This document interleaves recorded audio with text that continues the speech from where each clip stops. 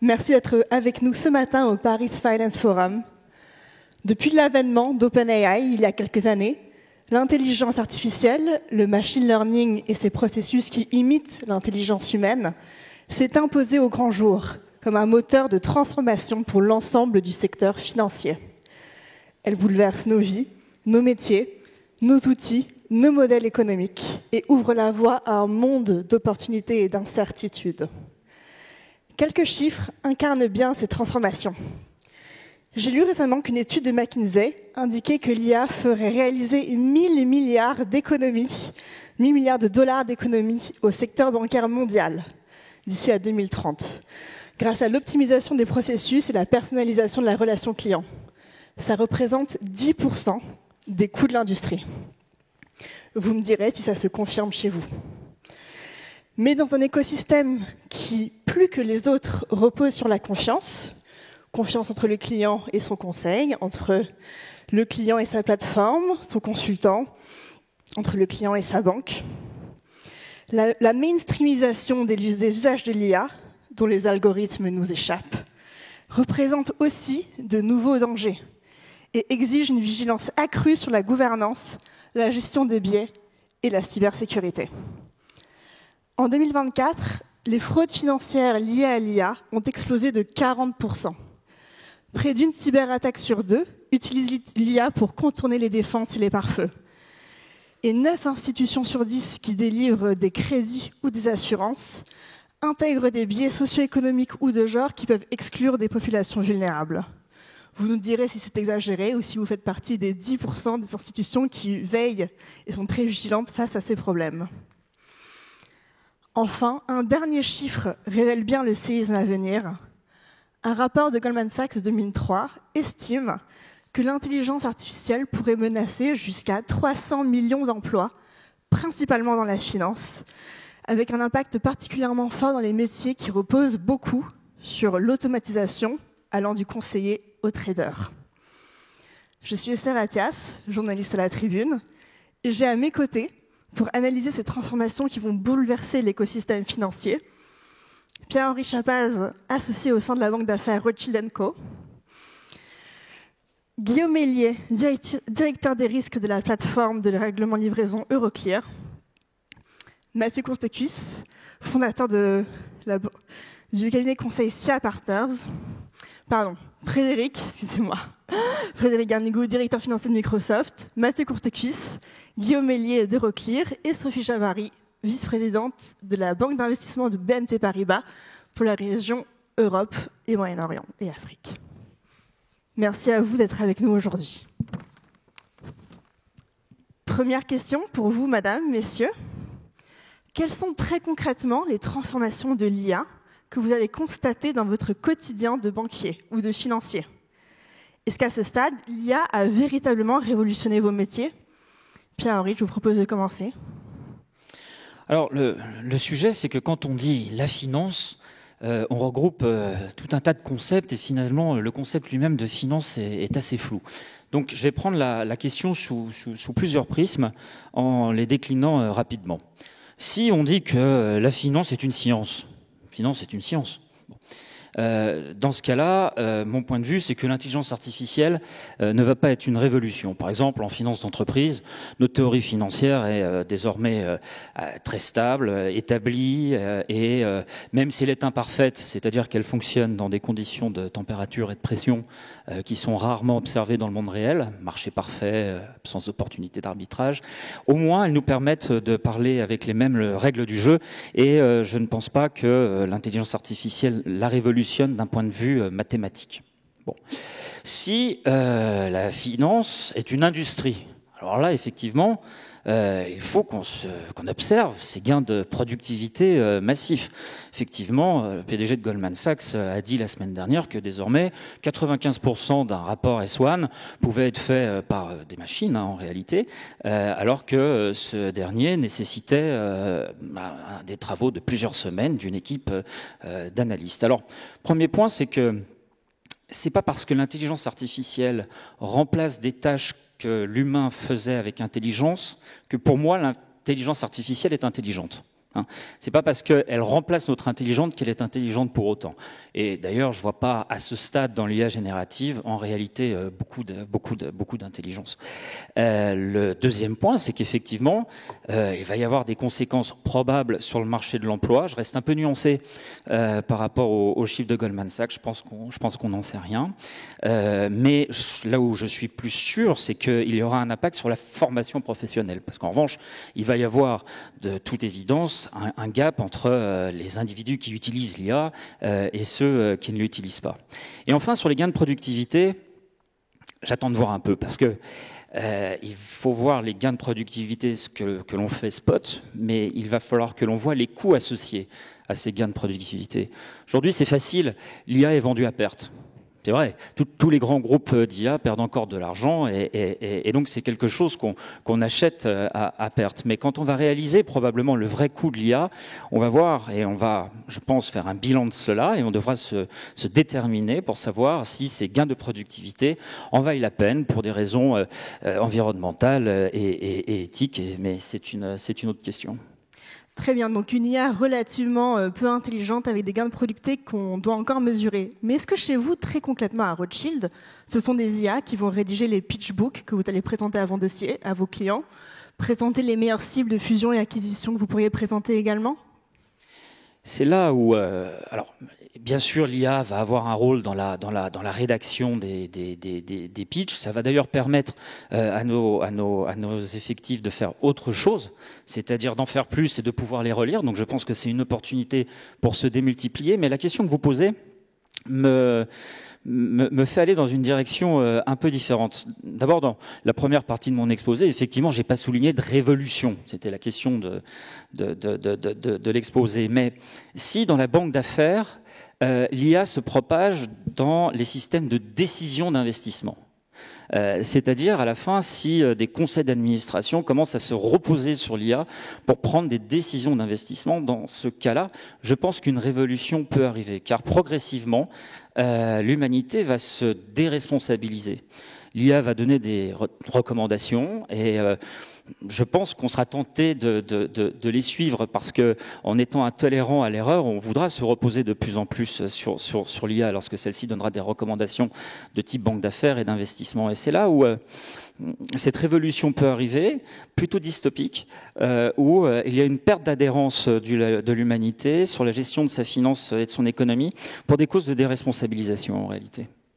Déresponsabilisation des dirigeants à cause de l'IA, une piste quelque peu inquiétante.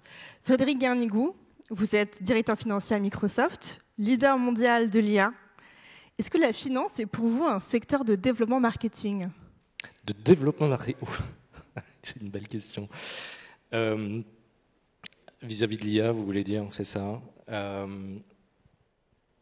Je pense que sur les retours sur investissement de l'IA, en tout cas, nous, on le vit tous les jours chez nous.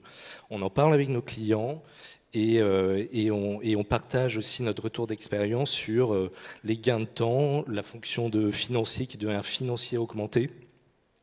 Parce que, il gagne du temps, il peut mettre son intelligence sur des tâches qui à plus forte valeur ajoutée et avoir des décisions plus éclairées, notamment grâce à cette puissance de calcul et d'analyse approfondie. Donc c'est vraiment cette fonction en effet de marketing, on peut en parler là, on dit oui, nous on le voit, ce changement, ça nous a changé nos fonctions au sein de l'entreprise.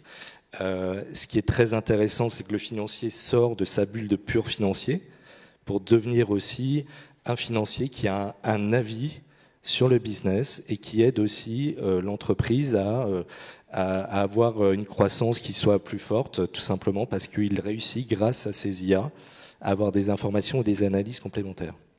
D'accord, donc un contrepoint peut-être au discours de Pierre-Henri, qui est que l'IA va en fait permettre de développer la responsabilisation des financiers, leur permettre de réfléchir davantage et de déléguer des responsabilités plus techniques à des intelligences artificielles plus habiles.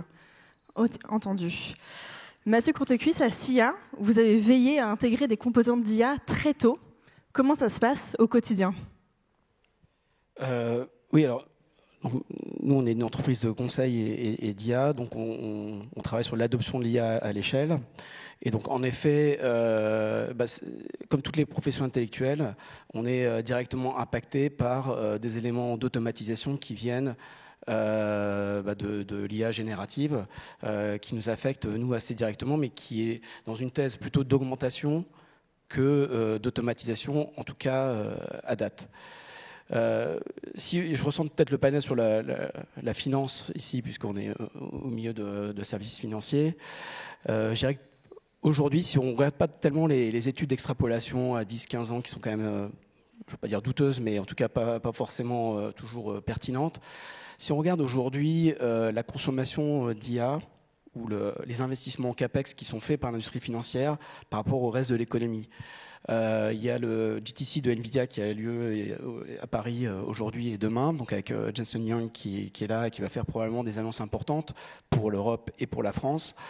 Ce qui est quand même intéressant, c'est de constater que la consommation de la technologie de NVIDIA par les services financiers ne représente que 10% du chiffre d'affaires de NVIDIA. Là où, normalement, dans le monde technologique, informatique, les services financiers, c'est plutôt 25%. Donc je pense que ça pose quand même une petite question par rapport à, je dirais, au caractère offensif en fait, de l'industrie financière en matière d'adoption de l'IA. Donc je pense que ça, c'est une première question. Moi, j'y vois une thèse qui est que la réglementation bloque très nettement l'innovation, parce qu'il n'y a pas de raison, à moins qu'on décide que la finance devienne, finalement, contrairement à ce qui s'est passé sur les 100, 150 dernières années, devienne une industrie non technologique par rapport à d'autres. Il n'y a pas de raison qu'il y ait cet écart. Et puis, quand on continue à regarder sur les chiffres de NVIDIA, on voit que sur ces fameux 10%, il y en a 80% qui sont réalisés par les établissements américains. Okay, donc, il y a déjà là quelque chose qui devrait un petit peu interpeller. Là aussi en termes de cadre réglementaire ou autre. Le deuxième élément que je voudrais mentionner aussi, c'est que quand on regarde par rapport aux personnes qui fabriquent l'IA, donc c'est-à-dire finalement une poignée de chercheurs, etc., aujourd'hui, quand on regarde les flux de chercheurs entre les grands opérateurs de la tech, dont Microsoft, et le secteur financier, il n'y a que 2 institutions financières dans le monde qui arrivent, enfin dans le monde occidental, pardon, qui arrivent à, je dirais, recruter des talents qui viennent du monde de la tech. Il n'y en a que 2. Il y a JP Morgan et Robinhood. Donc ça, je trouve que c'est aussi un deuxième élément d'interrogation où, là, si on compare aussi par rapport à l'accompagnement, par exemple, du trading à haute fréquence, etc., pendant des années, l'industrie financière a été capable de recruter les meilleurs talents scientifiques dans le monde occidental. C'est plus le cas aujourd'hui. Donc, je trouve que c'est un deuxième facteur qui devrait nous interpeller.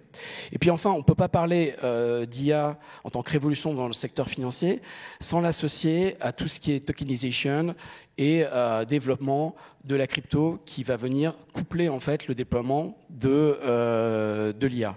Et c'est là où aussi les cas d'application et les cas d'usage qui existent dans le secteur financier vont dépasser simplement la logique d'automatisation. Parce que c'est aussi une question d'innovation en matière de produits, c'est une question d'innovation en termes, enfin, comment on peut aussi augmenter la top line ou les marges des acteurs de l'industrie financière, parce que à la fin, c'est la vocation quand même du déploiement de ces technologies.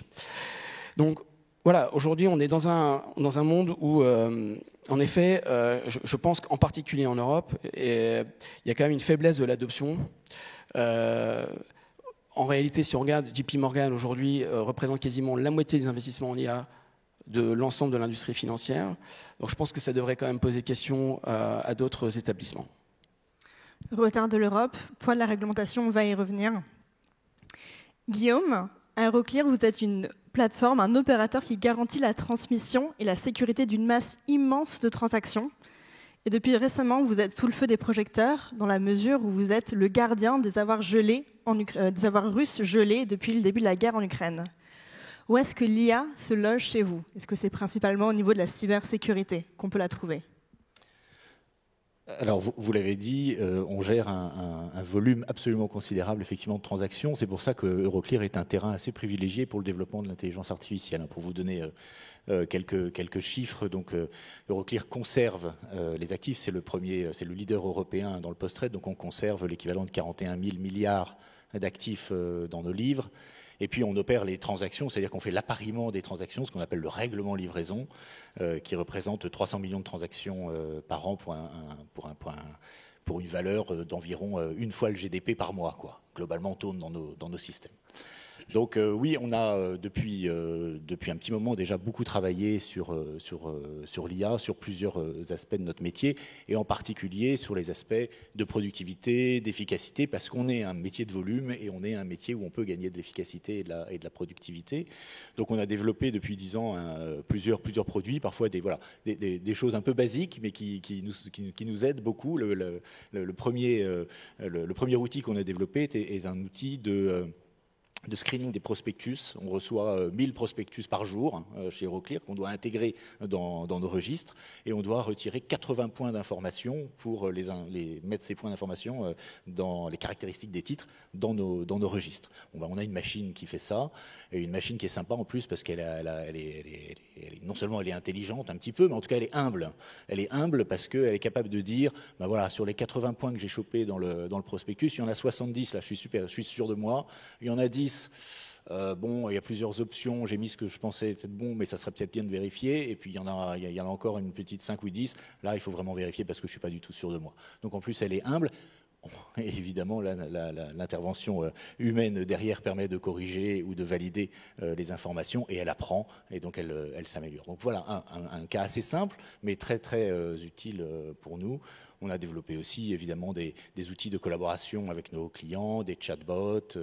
On reçoit 1500 emails de nos clients tous les jours, donc il faut les traiter. On les traite avec l'intelligence artificielle qui permet d'orienter les questions vers le bon interlocuteur. Donc le collaborateur chez Euroclear, il ne reçoit pas 1500 emails, il reçoit juste les emails qui le concernent, et il reçoit en plus un premier début de réponse avec aussi toute la documentation que l'intelligence artificielle a été puisée dans les ressources d'Euroclear pour que nos salariés puissent répondre plus rapidement. Voilà.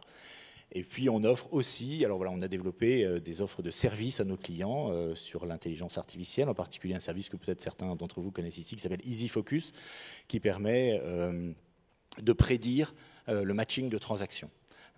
Donc vous avez envoyé une instruction qui va se dénouer chez Euroclear. On est capable de vous dire, il y a un risque que cette opération ne matche pas. Et évidemment, si une opération ne matche pas, vous savez qu'il y a des pénalités avec la réglementation sur le settlement, des pénalités. Donc on est capable de vous dire, attention, ça risque de ne pas matcher. Et comment faire pour réduire vos pénalités, comment faire pour prioriser parmi vos transactions celles que vous devez absolument traiter aujourd'hui, etc. Donc, métier de volume, métier d'efficacité, métier de service aux clients aussi, et on injecte du coup de l'IA dans tous nos processus. Et c'est voilà. Évidemment, sur les sujets sécurité que vous avez abordés aussi, l'intelligence artificielle nous aide sur les sujets évidemment de sécurité informatique, sur le sujet cyber. L'intelligence artificielle peut à la fois être le poison et l'antidote d'une certaine façon. Évidemment, il y a une vulnérabilité des systèmes qu'il faut prendre en considération, mais l'intelligence artificielle nous aide aussi à détecter des failles, des erreurs, des points d'amélioration. Et donc tout ça, effectivement, on le met au service de la place et de nos clients. Donc on voit émerger deux camps, l'IA inquiète et l'IA plus heureuse, plus humble, où en effet elle est vraiment mise au service des activités humaines, ne remplace pas la prise de décision et sert à rendre bien plus opérationnels et efficaces les métiers de volume. Sophie Javary, à BNP Paribas, votre banque est une des banques pionnières et qui investit immensément dans tout ce qui est système informatique et intelligence artificielle. Au niveau de la banque d'investissement, l'IA est déjà présente depuis très longtemps, notamment dans le trading et dans la mise en place des introductions en bourse. Chez vous, comment est-ce que vous voyez l'émergence de l'IA et est-ce que vous voyez des changements au quotidien dans votre pratique de banquière ? Alors, chez BNP Paribas, d'abord, nous avons 800 cas d'usage actuellement d'IA en production. Nous avons 700 data scientists et business analysts et on ne peut pas parler d'intelligence artificielle sans parler de data. Et donc, nous avons effectivement 3000 personnes qui sont dédiées à la data et effectivement, nous investissons dans l'intelligence artificielle. Pour vous donner des chiffres sur la productivité, la création de valeur, nous avons annoncé 500 millions d'euros de création de valeur pour le groupe en 2025 et 750 millions en 2026. Et au niveau de la banque de financement et d'investissement, c'était 200 millions en 2025 et sera 600 millions à l'horizon 2030. Donc il y a une véritable moteur de productivité. Je crois que Valérie Baudson en parlait plus tôt dans le panel. Et ce que je voudrais, c'est d'abord rappeler qu'il y a deux types d'intelligence artificielle. Il y a une intelligence artificielle dite traditionnelle, qui sont des algorithmes classiques qui ne se reposent plus seulement sur des données quantitatives, mais aussi qui sont capables, comme chez Euroclear, de lire des textes et de trouver des données non traditionnelles. Et puis, il y a l'IA générative qui, elle, génère du contenu qui ressemble à du contenu qu'aurait pu produire un humain. Et c'est là qu'on vient dans les risques que Pierre-Henri a mentionnés. Dans les cas d'usage que nous avons, donc il y a des premiers cas d'usage qui sont des cas d'usage où on améliore l'expérience client, c'est-à-dire que dans les chatbots, dans les échanges, que ce soit avec Hello Bank, que ce soit avec Cardiff, etc., on améliore en fait l'outil conversationnel, l'agent qui vous répond lorsque vous posez une question. Et pourquoi on l'améliore? Parce qu'on a été capable d'analyser en fait toutes les conversations téléphoniques avec des call centers, tous les emails, etc. Il y en a un deuxième cas d'usage typique, c'est l'efficacité opérationnelle. On utilise maintenant l'intelligence artificielle dans le réseau bancaire en France pour lire des documents d'acquisition immobilière et donc pour que les clients puissent avoir leurs offres de crédit immobilier de façon beaucoup plus rapide. On a gagné 5 jours en fait grâce à l'utilisation de cet outil. Et puis il y a le troisième qui est très important, qui est la sécurisation des opérations, c'est-à-dire de lutter contre la fraude, de faire des KYC qui soient bien faits, etc. Donc les enjeux qui sont importants pour les banques, mais pour nous tous et pour la finance, le premier, c'est l'utilisation et la protection des datas. Donc nous, on est convaincus que c'est une chose d'utiliser l'intelligence artificielle, mais qu'il faut le faire en continuant à protéger les données que nous possédons et les données de nos clients, les données de tout un chacun dans la salle. Vous ne vouliez pas les voir circuler sur le cloud. Le deuxième point, c'est vis-à-vis du régulateur, et c'est là que ça rejoint ce que Mathieu a dit, c'est de faire de l'intelligence artificielle qui est natively interpretable, c'est-à-dire qu'on est capable, lorsque l'intelligence artificielle a produit un résultat, de retracer de bout en bout les étapes par lesquelles est passée l'intelligence artificielle. Il semble alors que les spécialistes disent que maintenant on peut faire des modèles d'intelligence artificielle natively interpretable ou intelligibles qui ne soient pas plus coûteuses que des boîtes noires. Donc les boîtes transparentes sont aussi à peu près équivalentes aux boîtes noires. Ça, c'est un point qui est très important pour nous et qui est très important pour le régulateur et qui est d'ailleurs très important pour les clients que vous êtes tous, des banques, pour savoir comment on a pris telle ou telle décision. Le deuxième point, c'est la gouvernance. Et je dirais que ce n'est pas tellement le régulateur, mais c'est que c'est très important qu'on soit assuré que nous ayons une gouvernance en place au niveau du groupe qui fasse qu'on comprend les biais éventuels que pourrait prendre un outil d'intelligence artificielle et qu'on puisse aussi donc interpréter les résultats de bout en bout. Et on sait très bien qu'il y a, heureusement d'ailleurs pour nous tous, un régulateur européen qui vise à ce que ce soit une intelligence artificielle qui ne reproduise pas des biais de décision. Donc, dans le concret, on voit des applications tous les jours. Je dirais dans la banque d'investissement, c'est surtout vrai chez Global Market, avec des outils de trading qui sont plus intelligents, plus rapides. Dans tous nos outils de transaction banking, le chatbot, donc l'outil par lequel les clients gèrent leur trésorerie, comme le directeur financier de Microsoft, de pouvoir avoir des réponses qui soient pratiquement en temps réel sur ce qui s'est passé sur un paiement, sur un virement qui était attendu par les directeurs financiers. Et ça, c'est aussi le concret. Et puis la lecture de documents. Alors là où on arrivera dans des zones sur lesquelles la gouvernance devra être extrêmement stricte, c'est effectivement quand l'intelligence artificielle générera des contenus, comment on va mettre en place le fait que les humains vérifient ce contenu et ne le croient pas. Et ça, pour moi, c'est une révolution un peu copernicienne, dans le sens où, jusqu'à maintenant, quand l'informatique vous sortait un listing avec un résultat, tout le monde le croyait en disant c'est sûr, c'est vrai à 100%. Il faut qu'on s'habitue, nous, humains, à se dire, ben non, l'informatique peut halluciner, elle peut faire des erreurs. Donc voilà comment on le vit au quotidien chez BNP Paribas. Voilà, d'une part, la réflexion sur faire attention aux boîtes noires, garder le contrôle sur l'intelligence artificielle, et d'autre part, et comme vous le dites, révolution copernicienne, maintenant remettre en question ce que l'IA et ce que les moteurs de type ChatGPT nous proposent, alors même qu'elles sont alimentées par les banques de données internes. Et en effet, une vigilance accrue à laquelle, aujourd'hui, peu d'entre nous sommes formés. Alors, si on prête aujourd'hui le flanc aux inquiets de l'IA, je vous désigne Pierre-Henri et Mathieu comme les chefs de file de ces questions-là. Aujourd'hui, on voit que vos métiers sont tous individuellement menacés d'extinction. Comment est-ce que vous réfléchissez à y faire face? Alors, Pierre-Henri, je commence avec vous. Les dirigeants que vous conseillez utilisent déjà ou vont utiliser des IA, les mêmes outils que vous. Suivre les conseils de sa propre IA maison, n'est-ce pas mieux, plus efficace et peut-être moins coûteux que de suivre ceux de son banquier conseil qui utilise lui-même une IA? Alors déjà, il semblerait que je fasse partie du clan des inquiets. Alors, moi, je ne suis pas particulièrement inquiet ou rassuré, à la limite, ce n'est pas le sujet. Ce que je veux, c'est qu'on ait conscience de ce qu'on est en train de faire. Si vous voulez, aujourd'hui, il y a 40 000 mégawatts de puissance installée dans le monde, autour des data centers et en particulier des data centers d'intelligence artificielle. Un cerveau humain, ça consomme 20 watts. Le mien est peut-être un peu plus long, mais en général, c'est 20 watts. Bon. 40 000 mégawatts divisé par 20 watts, ça fait 2 milliards. Bon, ça veut dire qu'aujourd'hui, nos installations de data centers consomment l'énergie de 2 milliards de cerveaux humains. Voilà. Et comme ces data centers, ces capacités de data centers vont doubler à horizon 2030, ça veut dire qu'à 2030, la puissance de calcul nécessaire pour faire tourner l'IA sera l'équivalent de 5 milliards de cerveaux humains, c'est-à-dire à peu près la population en âge de travailler sur la planète. Et dans l'intervalle, sauf si je me trompe, mais j'ai le sentiment que le monde aille beaucoup mieux. Et j'ai pas le sentiment que notre finance aille plus ou moins bien ou ait été totalement révolutionnée. Voilà, c'est pas une inquiétude, mais je dis les faits. Bon. Maintenant, vous posez la question effectivement de mon métier et du métier spécifique de conseil face à l'IA. Est-ce que finalement, on va encore avoir besoin du conseil de l'être humain pour prendre des décisions?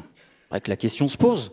Elle se pose d'autant que on peut dire que l'être humain, de temps en temps, déçoit parce qu'il est capable de former des consensus autour d'idées fausses. C'est le cas, par exemple, en 2006, on disait voilà, finalement, le marché obligataire américain est globalement très robuste. Il y avait un consensus de marché autour de ça et tout le monde était ravi d'investir. Bon, voilà ce qui s'est passé. Donc c'est vrai que l'être humain peut former des consensus autour d'idées fausses et donc on peut avoir tendance de remettre son jugement en question parce qu'il a été à l'origine de cracks qui ont été majeurs et qui ont été difficiles pour la population en termes d'acceptabilité politique. Il faut en avoir conscience. Donc on se dit, après tout, pourquoi ne pas se fier à une intelligence artificielle? Au moins, on n'aura plus ces biais spéculatifs.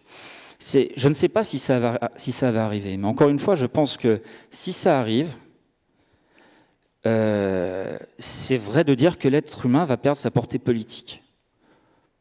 Elle va perdre sa portée de leadership, elle va perdre sa capacité à investir par lui-même. Et en déléguant ce type de décision à l'intelligence artificielle, je pense encore une fois que nous allons nous déresponsabiliser. Alors, je ne dis pas que il faut sauver à tout prix les banquiers d'affaires. L'histoire le jugera, mais je dis attention. Parce que ensuite on aura des problématiques éthiques qui se poseront. Et puis enfin, je pense qu'il faut aussi libérer la créativité. Et si on se repose que sur l'IA pour prendre des décisions qui, au passage, elle-même peut halluciner, eh bien, je pense qu'on peut rater certaines disruptions que certains génies dans l'humanité ont introduites bien loin de toute rationalité apparente. Mathieu, je passe directement à vous. Même question. Dans les métiers du conseil, comment est-ce qu'on fait pour ne pas se faire submerger par les conseils des IA que les entreprises ont préféré employer en les alimentant avec leurs propres données? Comment est-ce que vous essayez de vous rendre indispensable? Et est-ce que c'est possible? Moi, je suis pas du tout inquiet. En fait, je pense que nous, on est des architectes de la transformation. On essaie de ramener le futur dans notre présent, en fait. Donc, c'est pas. Et je pense que la charge transformationnelle qu'on a face à nous est relativement importante. Donc, simplement, la façon de conduire le changement, cette transformation, elle va évoluer, elle va s'outiller. Et elle va en partie s'automatiser, mais c'est plutôt une bonne nouvelle. Mais moi, j'y vois plutôt énormément d'opportunités nous concernant. C'est ce qu'on voit déjà dans notre quotidien aujourd'hui pour accompagner l'ensemble des entreprises avec lesquelles on intervient aujourd'hui. D'accord, donc voilà, un regard optimiste et sur la foule d'opportunités que l'IA peut provoquer, y compris dans le monde du conseil. Oui, tout à fait. Alors après, il y a le sujet des données quand même qui est un sujet clé parce que ces intelligences artificielles s'appuient sur des jeux de données préexistants, donc il faut les fabriquer, les alimenter, les nettoyer.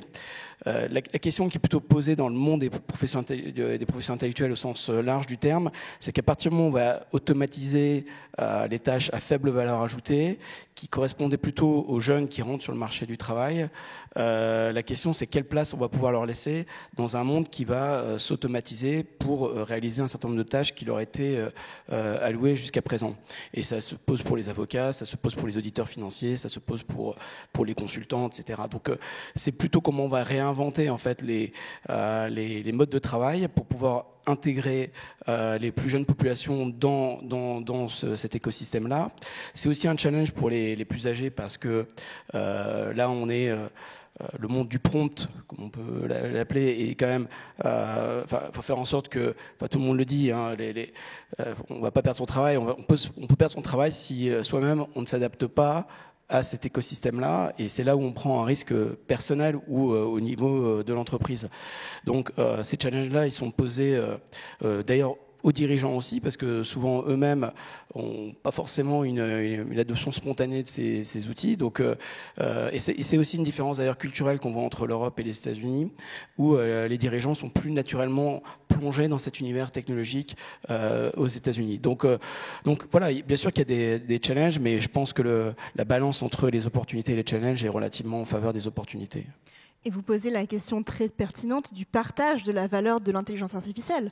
Est-ce qu'on va accepter finalement que les jeunes banquiers d'affaires, les jeunes consultants travaillent jusqu'à minuit et plus jusqu'à 4 heures du matin et finalement vivent mieux grâce à l'optimisation des tâches que l'IA propose? Est-ce qu'on va accepter au contraire qu'avec l'IA, on va recruter davantage pour traiter davantage? Voilà, la question du partage de la valeur, elle est clé et elle va devoir se poser. Là, aujourd'hui, on voit qu'en fait, sur les tâches de cette nature-là, on est en mesure d'obtenir 10% de gain de productivité. Donc, ces 10% de gain de productivité, la question, c'est de savoir qu'est-ce qu'on va en faire. Est-ce qu'on va les rendre en termes de temps de travail? Est-ce que l'entreprise va les garder en tant que profit? Ou est-ce qu'elle va les partager avec ses clients? Voilà, donc c'est les questions qui vont être posées. Moi je pense que ça va plutôt aller vers les clients, si c'est ça. Moi je pense que c'est plutôt comme ça que ça va aller, et qu'il risque d'y avoir une polarisation plus forte dans le marché du travail, avec des gens qui vont continuer de travailler plutôt aux rythmes actuels, et d'autres qui vont basculer sur un temps de travail qui va être assez différent, mais avec des rémunérations peut-être moins confortables. Frédéric, je reviens vers vous.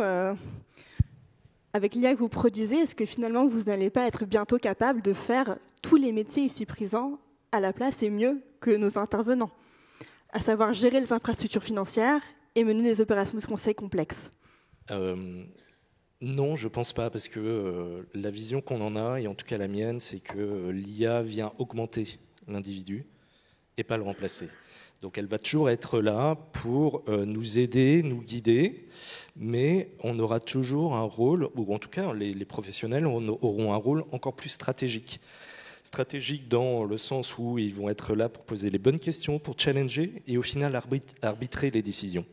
Donc on va être là vraiment en individu augmenté, comme je le mentionnais tout à l'heure, qui va permettre avec cette IA d'aller plus loin et plus vite que ce qu'il n'aurait pu faire.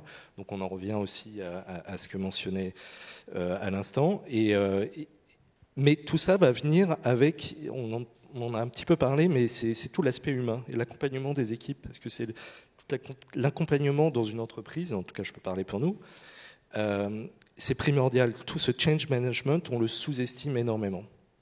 Et il faut que les individus voient le bénéfice, les professionnels voient le bénéfice de ces IA pour pouvoir réellement l'utiliser au maximum et en tout cas avoir un impact le plus important possible.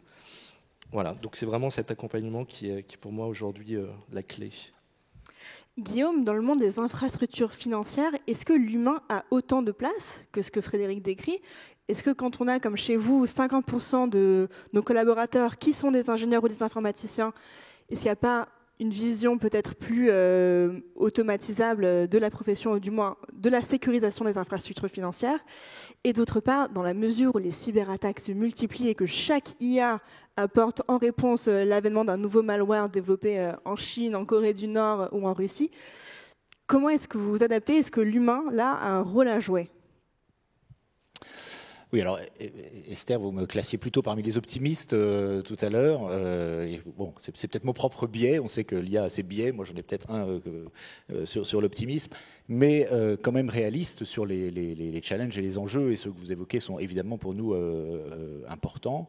On évoquait, l'enjeu de structure de l'IA, c'est d'abord l'enjeu des données. Je pense qu'on a un gros travail dans tous les établissements, les infrastructures, à s'assurer de la qualité, de la fiabilité de nos données, qui est le matériau sur lequel agissent les outils d'intelligence artificielle. Et ça, c'est un sujet à part entière, sur lequel l'intelligence artificielle peut également nous aider, mais malgré tout, c'est un sujet.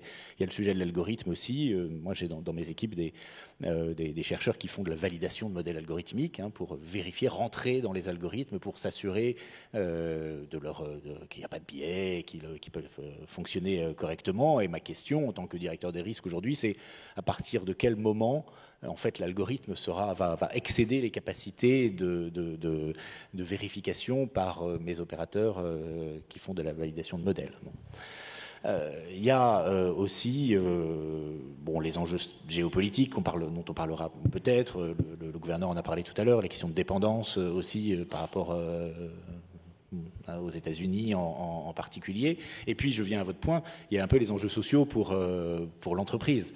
Alors, il y a une forme je ne sais pas s'il y a du remplacement de la force de travail, il y a probablement un déplacement de la force de travail, mais il n'y a pas que ça, il y a un sujet d'expertise pour moi qui est important, c'est-à-dire que dès lors que la machine va remplacer l'humain, quelle perte d'expertise cela génère dans l'entreprise, sans parler de la perte de créativité, etc. aussi, et de capacité d'innovation et de réflexion, mais au moins la question de l'expertise, et même si on va plus loin, pas au niveau de l'entreprise ou même du secteur d'activité, mais de la société tout entière, est-ce qu'on n'a pas aussi un risque un peu de fragmentation entre ceux qui sauront utiliser l'intelligence artificielle et en tirer profit, et ceux qui seront complètement en marge, en réalité, de ce développement? Et malgré tout, je pense que, alors probablement ici, on est tous à peu près au courant de comment ça fonctionne, et on l'utilise dans nos vies personnelles, mais parfois très près de nous, il y a des gens qui sont très très très très loin de ces réalités-là, et qui pourraient être aussi laissés de côté. Donc, Euroclear, on est un métier effectivement de volume, d'automatisation au maximum pour assurer l'efficacité des processus. Donc pour nous, c'est une transformation aussi de nos métiers vers autre chose. Peut-être, alors moi qui suis directeur des risques, peut-être plus de contrôle aussi de ce que font les machines, et réinventer aussi la façon dont on fait le contrôle, dont on fait la conformité, dont on fait tous ces sujets-là. Donc il y a une forme de déplacement vers une nouvelle réalité. C'est à nous de nous adapter et de nous assurer que le profit que l'on génère de tout ça, ça soit pour le bien du marché et pour le bien de son efficacité. Alors c'est un peu philosophique ce que je vous raconte, mais on en est là et on le prend très au sérieux. J'entends dans vos discours en effet une dualité, à la fois risque de fragmentation de la société et en même temps valorisation d'une expertise qui fait que l'humain reste finalement au cœur des processus malgré tout, notamment, et Sophie vous l'aviez évoqué, pour être vigilant et maintenir un regard sur les hypothétiques boîtes noires qui pourraient nous échapper. Sophie, en tant que banquière, vous avez vu comme nous tous les très grandes mutations que l'intelligence artificielle et que le numérique en général a apportées dans le monde de la banque. l'émergence des néobanques comme Revolut par exemple, ou qui révolutionnent la banque de détail, ou encore des applications de gestion d'actifs et de banques privées numériques qui, boostées à l'IA, proposent des services plus performants, plus personnalisés, moins chers. Comment est-ce que les banques tiennent à ce stade et est-ce qu'elles ne sont pas menacées par des modèles plus agiles qui n'ont pas cette legacy tech qui nous rend tous fous et qui pourra un jour peut-être être fatale? Alors, la première conviction, c'est de se dire que le métier de banquier, il a toujours évolué, il évolue depuis des siècles, et il continuera à évoluer pour s'adapter à la fois aux attentes du client et aux technologies. Et le métier de banquier est et restera un métier de conseil. Donc, en aucun cas, l'IA ne pourra remplacer effectivement cette mission essentielle de conseil et cette mission de confiance aussi sur la protection des données. Donc ça, je pense que c'est important de le souligner. Donc ça, c'est notre conviction et que l'IA doit effectivement dégager du temps utile pour justement consacrer plus de temps à la partie conseil qui sera de plus en plus importante pour les épargnants, pour le client, l'homme de la rue, etc. Alors après, ça va de pair avec l'automatisation et effectivement, vous avez mentionné un certain nombre de néobanques qui sont sur l'automatisation, mais qui sont limitées par le fait qu'elles n'offrent pas justement cette dimension de conseil.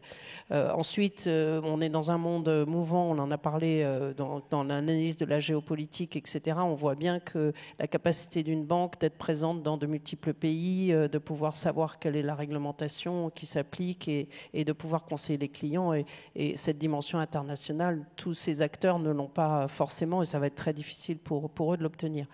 Donc ça, c'est je pense notre conviction chez BNP Paribas. Ensuite, il ne faut pas se leurrer, il y a effectivement des enjeux géopolitiques derrière. Donc nous, c'est pour ça que chez BNP Paribas, on a décidé d'accompagner un acteur français qui est Mistral, en fait souscrire au capital de Mistral et d'avoir des accords de coopération parce qu'on croit qu'il doit y avoir une intelligence artificielle européenne et qu'il faut aider ces acteurs et c'est pas neutre quand vous utilisez sur votre portable ChatGPT ou Mistral où les données vont se promener. Je pense que l'Europe, elle a effectivement, on l'a mentionné, probablement perdu la bataille du cloud et des infrastructures. Pierre-Henri a cité tous les mégawatts qui sont installés un peu partout. Mais on n'a pas encore perdu toute la couche de services qui va se positionner en intelligence artificielle parce qu'il y aura des outils d'intelligence artificielle par secteur. Il y en aura qui traiteront de la comptabilité, d'autres du juridique. Et toute cette couche-là, elle nécessitera d'être très adaptée à notre environnement, les réglementaires, politiques, de régulation. Et donc, je crois que c'est notre rôle aussi en tant que banquier d'aller chercher ces acteurs-là. Je parlais de Mistral, mais il y en aura sûrement d'autres. Et que ce soit les banquiers d'affaires ou des banquiers universels comme nous, de justement aider l'industrie européenne qui va développer cette couche de services au-delà du sujet d'infrastructure. Et ensuite, de développer aussi de l'intelligence artificielle qui n'est pas gourmande en énergie. On voit maintenant des modèles, il y a des différences de 1 à 10 entre la consommation d'énergie des modèles les plus économes et ceux qui ont été développés sans faire attention à cette dimension-là. Ça fait partie aussi du sujet de la transition énergétique. Donc ça fait beaucoup de sujets sur lesquels la finance européenne a un rôle à jouer et peut être actrice et moteur de l'intelligence artificielle qu'on veut avoir pour nos sociétés. Et vous proposez une excellente transition à ma question suivante et en effet, souligner à la fois la question de la responsabilité des grands acteurs comme BNP, comme d'autres, dans le soutien d'une intelligence artificielle européenne alors même que l'Europe cherche à s'organiser, notamment en développant les marchés uniques de l'épargne et des capitaux, c'est central. Justement, aujourd'hui, nous sommes en train de basculer dans une géopolitique de l'IA où l'Europe est loin derrière dans la course à l'intelligence artificielle. Comment pensez-vous, comment est-ce que les acteurs européens peuvent se prémunir d'une dépendance trop forte? Pierre-Henri, vous l'avez évoqué, Guillaume également, d'une dépendance trop forte à des acteurs dont on ne maîtrise ni les algorithmes, ni ce qu'ils font de nos données. Sophie, vous soulignez l'importance de soutenir des acteurs français, mais plus globalement, est-ce que le poids de la réglementation européenne, par exemple, est un frein ou peut-être une opportunité pour protéger les acteurs européens quand on sait, par ailleurs, que la Commission européenne, tout récemment désignée cet été, a été extrêmement ferme sur ces questions de souveraineté européenne dans l'intelligence artificielle? Pierre-Henri, je vous laisse Non, mais pour rebondir sur ce que vous dites d'ailleurs, et sur ce que dit Sophie, effectivement, dans un contexte de fragmentation globale, on en parlait lors de la table ronde précédente, il est clair que l'Europe maintenant est face à elle-même, hein, et elle doit, de mon point de vue, trouver les outils de sa souveraineté. Et je pense que l'Europe ne sera pas souveraine tant qu'elle n'aura pas la maîtrise de 3 technologies qui sont pour moi essentielles. Effectivement, l'intelligence artificielle, on en a parlé, pour toutes les raisons évoquées. Le quantique, pour des raisons à terme de cybersécurité. Et le spatial, pour garantir notre souveraineté en termes de télécommunications. Bon. Donc ça, je pense que c'est les 3 défis qui sont clés. Et je dirais, en chapeau, bien sûr, le défi énergétique, puisqu'on le voit, si on veut répondre à ces enjeux, il va falloir investir massivement dans les data centers et donc, je dirais, avoir une infrastructure énergétique à la hauteur, ce qui demande également une volonté politique unifiée. Alors l'avantage qu'on a quand même, c'est que c'est plus une question de volonté maintenant que de technologie. J'entends par là que si on veut se mettre au niveau au meilleur standard des LLM actuellement dans le marché, c'est une question de volonté. Il suffit de construire des data centers, de les alimenter et de faire tourner des programmes d'entraînement qui sont quasiment open source. Donc il n'y a pas vraiment de gap technologique pour rattraper notre retard. C'était pas le cas dans d'autres scénarios. Mais aujourd'hui, tant qu'on a accès à la technologie de Nvidia, on verra s'il y en a d'autres, mais tant qu'on a accès à cette technologie-là, il n'y a pas de gap pour nous mettre au meilleur standard de l'intelligence artificielle. Encore faut-il qu'il y ait une volonté politique pour le faire dans le cadre d'un marché européen unifié et d'un marché de capitaux unifié, parce que il faut que les investissements soient drivés vers la construction de ces infrastructures, tant en termes de data center qu'en termes énergétiques, pour nous remettre à niveau. Si on décide de le faire, on le fera. Et je crois que c'est nécessaire dans un contexte de fragmentation si on veut jouer un rôle dans les nouveaux empires qui vont s'affronter. Et je pense qu'on a toutes les qualités pour le faire. Et il ne faut pas oublier le quantique. Parce que, bien sûr, cette course à la cybersécurité est sans fin. Hein, aujourd'hui, sur la base des technologies actuelles, les programmes se craquent eux-mêmes et finalement, tout ce qu'on fait, c'est qu'on consomme de l'énergie pour être le premier à craquer l'autre. Ça n'a aucun sens. Donc, il faut quand même, à un moment donné, qu'il y ait une rupture technologique dans ces enjeux.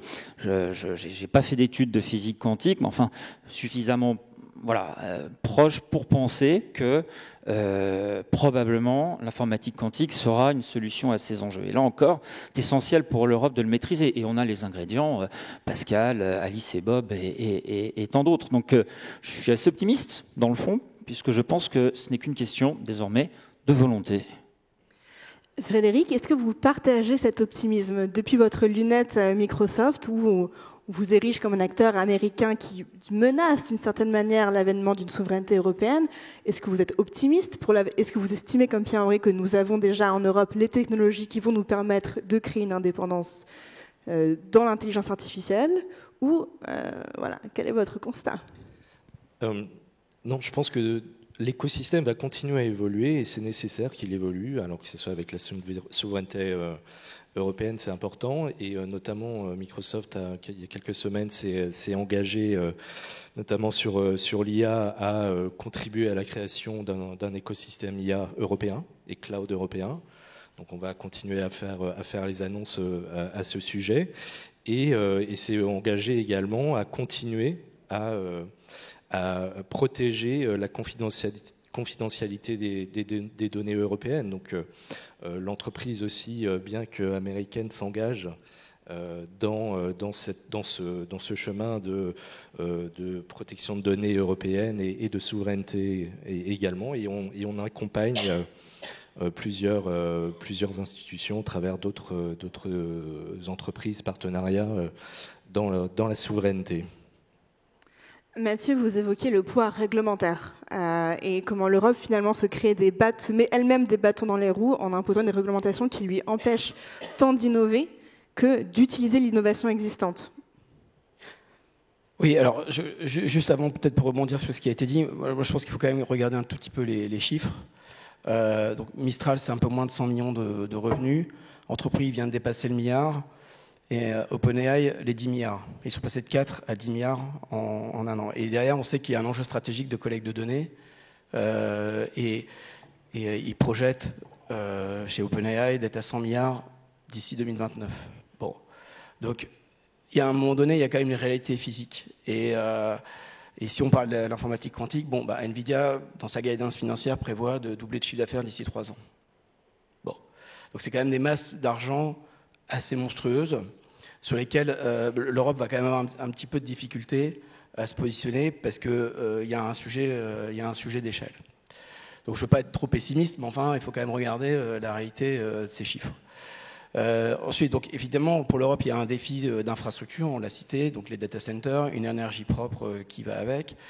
Il y a aussi une opportunité dont on ne parle pas beaucoup autour de l'IA générative, c'est le multilinguisme. Là, on est à 2 doigts de rentrer dans un monde où les frontières linguistiques vont disparaître dans notre quotidien, en tant que friction dans nos interactions avec des clients, avec des intermédiaires. Si vous avez peut-être vu les innovations au travers des oreillettes, etc., on aura la possibilité d'avoir du multilinguisme permanent.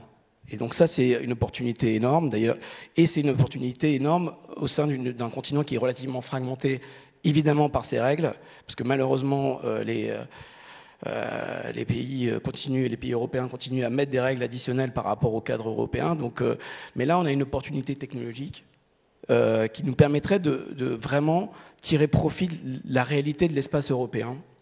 Ça veut dire qu'on peut avoir des back-office, enfin, on peut centraliser des back-office, on peut mettre en place du customer service qui soit vraiment hyper efficace à l'échelle de ce qu'est le continent américain pour le comparer. Et je trouve que là, on n'a pas encore totalement mesuré la chose, mais nous, des expériences qu'on a, les gains de productivité les plus importants en termes de customer service, c'est le multilinguisme. Et le fait de pouvoir, par exemple, servir des clients japonais depuis l'Inde ou pouvoir, évidemment, le faire en Europe. Et là, on a une opportunité extraordinaire, mais si la réglementation suit. Et donc là, ça a été, je pense, déjà été évoqué à plusieurs reprises, et Sophie le disait aussi, on a un problème de réglementation. Si une banque française veut se déployer aux Pays-Bas, c'est pas toujours facile d'un point de vue ne serait-ce que linguistique et réglementaire. Là, on a cette opportunité-là, il faut la mettre à disposition, et il faut, moi je pense, interdire les transcriptions nationales des réglementations européennes, parce que ça suffit en fait. Donc un point de vue absolument radical de l'Europe, interdire les transcriptions nationales de la réglementation européenne. Guillaume, vous êtes un acteur européen, est-ce que vous partagez ce point de vue ?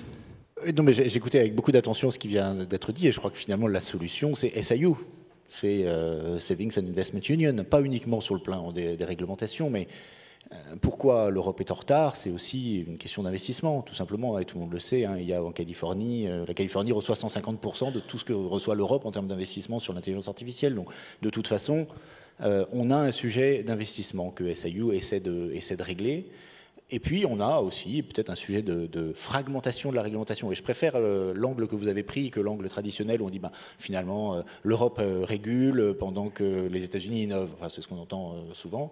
Et la régulation européenne sur l'intelligence artificielle, c'est une régulation simple et de bon sens. L'enjeu, c'est effectivement qu'elle soit unique, c'est-à-dire qu'il n'y ait pas 27 réglementations qui dérivent de cette réglementation-là et qu'il n'y ait pas une supervision aussi fragmentée. Donc ça, c'est des sujets qui sont des sujets qui sont mis aujourd'hui autour de la table. On parlait du rapport Draghi et des autres rapports sur l'Europe ce matin. L'intelligence artificielle, elle va aussi bénéficier, l'intelligence artificielle en Europe va bénéficier aussi de ce mouvement-là. Je pense qu'il y a de multiples raisons pour être promoteur d'une union des marchés de capitaux. Eh bien, l'intelligence artificielle et la nécessité de la souveraineté européenne sur ce domaine-là en est une autre. Donc moi, je suis encore un peu optimiste aussi là-dessus. Sophie, vous allez par ailleurs pouvoir nous offrir quelques mots de conclusion, car je vois que le temps file. Vous, en tant qu'acteur, en tant que banque pionnière, en tant que potentiel acteur de la consolidation européenne bancaire, comment est-ce que vous percevez votre rôle face aux géants américains ? Mathieu a évoqué les banques américaines absolument monstrueuses qui peuvent nous écraser, et les banques chinoises qui sont au service de l'État. Est-ce que la fragmentation européenne, la finesse de l'exécution de la réglementation européenne qui confère parfois beaucoup d'efficacité au continent, vous la voyez comme un frein ou comme également une opportunité et finalement un des derniers vestiges d'une forme de démocratie en Europe? Écoutez, je pense qu'on pourrait faire un panel de 2 heures sur la dernière question que vous évoquez. Je pense que ce qu'on a touché du doigt dans ce panel, c'est effectivement à la fois cette révolution technologique, et quand on parle de nous, banquiers de la finance, nous sommes banquiers de nos clients, donc je pense que ça va affecter aussi tous nos clients. Donc il faut parler en fait de notre écosystème autour de nous et comment l'intelligence artificielle va aussi révolutionner nos parties prenantes. On a parlé des avocats, on a parlé des comptables, toute la profession du chiffre de façon générale. Donc je pense qu'on a moi je suis persuadée qu'on a une opportunité en Europe, parce que je le mentionnais, je pense que l'ensemble des services liés à l'intelligence artificielle et les acteurs dans les services, et on a des Capgemini et autres qui se sont justement développés autour des services. Donc c'est cette industrie-là qu'il faut qu'on aide à émerger en tant qu'acteur de la finance. Et puis j'en parlais de la gouvernance aussi qu'on doit adopter au sein de chaque entreprise, et puis de façon générale, de façon à préserver nos valeurs européennes. Je pense que c'est ce à quoi nous tous serons attachés, afin que ça serve effectivement des gains de productivité et un meilleur service de façon générale, mais dans le respect des valeurs européennes. Merci à vous tous pour vos précieuses interventions. J'entends, in fine, de l'optimisme, un rapport plutôt positif à l'Europe, malgré les menaces qui planent. L'intelligence artificielle comme source d'opportunités et de risques, mais comme source d'opportunités avant tout. Et dans ce monde d'incertitude, je vous propose de finir sur une phrase de Nietzsche: ce n'est pas la certitude, ce n'est pas le doute, mais la certitude qui rend fou. Merci à vous.